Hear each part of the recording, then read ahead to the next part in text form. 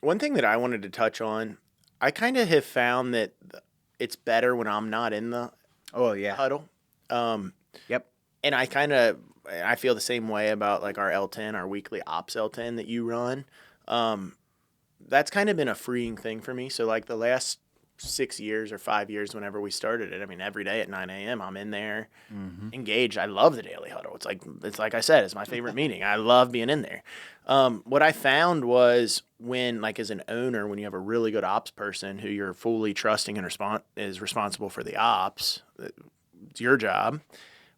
It can be a rub when the owner's in there too, asking questions. Like, I'm in there biting my tongue every day now because probably any question that I ask, and I found that it's like very self-serving because everybody's in that room every day together. Probably everybody else they're not asking the question because they already know it because you guys have already talked about it. Yep. And if you really trust your ops person, it's just trusting that, they've got that dialed in. What I'm thinking about, they already do. So I find sometimes, I sit in maybe 1 a week, 2 a week now.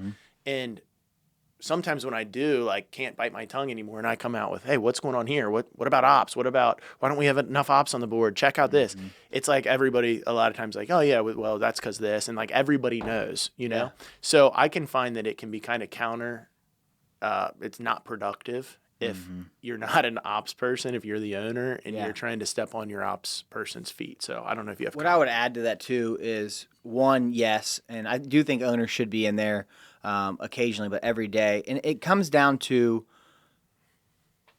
the leaders don't want to disappoint you. Yeah.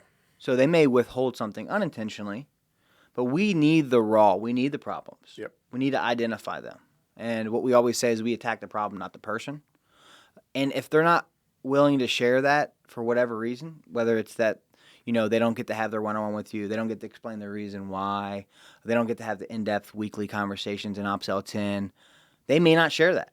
And that is when it can really cause some issues because we need to know what the problems are, and it needs to be an extremely comfortable space that you can say, I failed today, I need help on this, and I think that it's just easier for people and more comfortable without the owner in the room. Yeah, and my strategy, if we have a really good day the day before, I'm probably coming in. I'm coming in.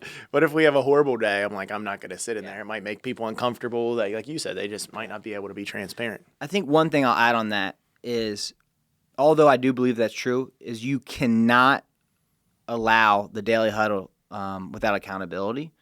So with that being said, we need a vulnerable space, but it's not every day. It's okay.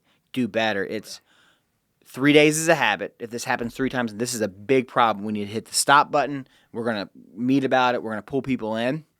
That's a big part of it because the accountability portion has to be there. So I don't want it to seem like, oh, a pat on the back, or it's like you failed. It's okay. It's you failed. It's okay. Here's what we're going to do to fix it.